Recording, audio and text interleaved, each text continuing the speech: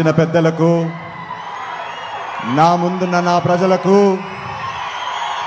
అపర భగీరథుడు, ఆపద్బాంధవుడు, బలరాముడైన మన ముఖ్యమంత్రి వర్య శ్రీ నారా చంద్రబాబు నాయుడు గారికి నా వందనం, అభివందనం. ఈరోజు మీ ముందుకు ఏదో స్పీచ్ ఇచ్చేదానికి రాలేదు. నిన్నగాక మొన్న ముఖ్యమంత్రి వర్యులతో నాకు జరిగిన సంఘటన మీతో పంచుకుందామని చెప్పి మీ ముందుకు వచ్చా.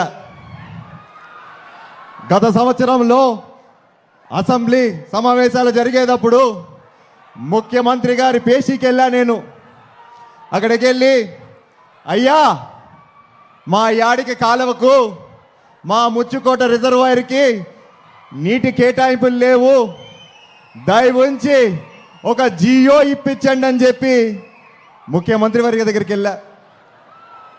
అప్పుడు ముఖ్యమంత్రి వారు ఒకటే అన్నారు, నా భుజం, నేను పక్కనే ఉంటే దగ్గరికి లాక్కొని భుజం పైన చేయేసి, మనందరికి తెలిసిండేదే కదా మన ముఖ్యమంత్రి గారు, తడుతూ తడుతూ ఒకటే చెప్పాడు, ఇదిగో తమ్ముడు, జియో గియో ఇచ్చేది లేదు కానీ ఖచ్చితంగా ప్రతి చెరువుకి ప్రతి కాలువకి నీళ్ళిచ్చే బాధ్యత నాది, నువ్వు ధైర్యంగా వెళ్ళని చెప్పి నాకు ధైర్యం ఇచ్చి సాగనించారు.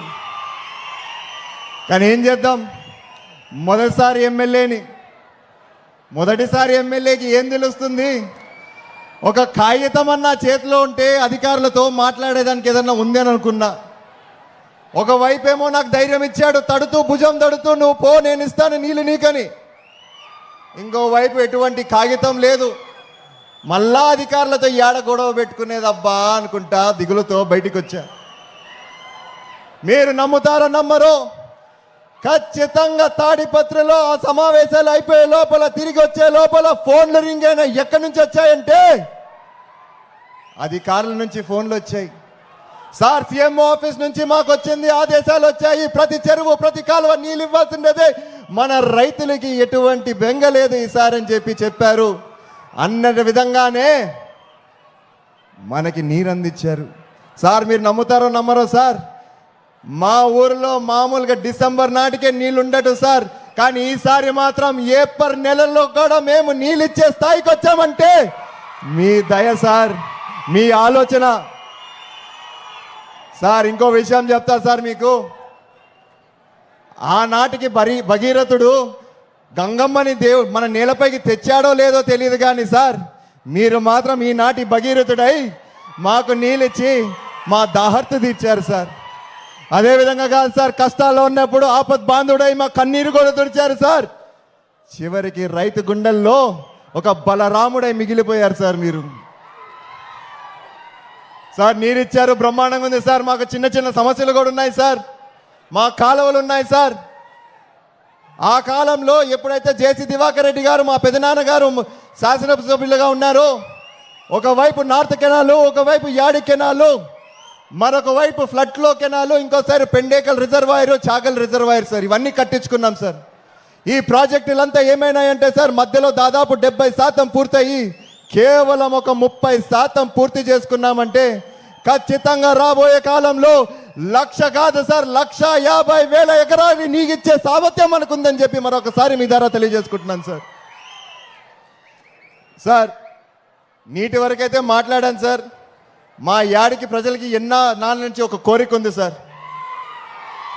మా యాడికిలో యువత సార్, కాలేజ్ నుంచి డ్రాప్ అవుట్లు ఎక్కువ అయిపోతున్నాయి సార్. కేవలం ఒకే ఒక కారణం, మాకు దగ్గరలో ఎటువంటి జూనియర్ కాలేజీలు లేవు సార్. ఒకవైపు చూస్తే తాడిపత్రి దాదాపు 30 కిలోమీటర్లు, ఇంకో వైపు చూస్తే గుత్తి అదొక 30 కిలోమీటర్, హెడ్ క్వార్టర్ అనంతపూర్ అయితే అదొక 60 కిలోమీటర్లు సార్. వీటికి చేరుకునే బదులు మీరు ఇంట్లో ఉండిపోండి, మాకు చదువులు వద్దని చెప్పి డ్రాప్అవుట్స్ ఎక్కువ అయిపోతున్నాయి సార్.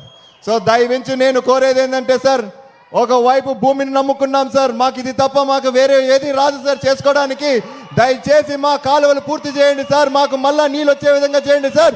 అదేవిధంగా మా యువతకి మరొక్కసారి భరోసా ఇవ్వండి సార్. నేనున్నానని చెప్పి మీరు రైతాంగానికి కూడా భరోసా ఇచ్చినట్టు అవుతుంది సార్. ఇప్పటికే యువత చాలా మంది ముందుకు రావట్లేదు సార్. మీరు కానీ భరోసా ఇచ్చారంటే ఖచ్చితంగా రాబోయే కాలంలో ముందే మనం ఆర్టిఫిషియల్ ఇంటెలిజెన్స్ ఎక్కువైపోతుంది అంటున్నాం.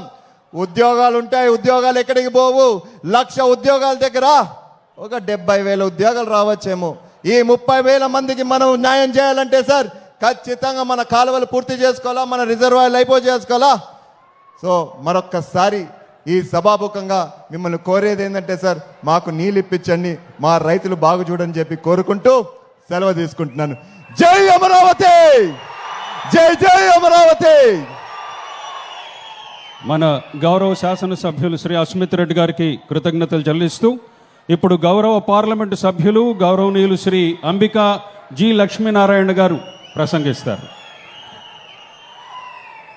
ఈనాటి ఈ మహత్తరమైన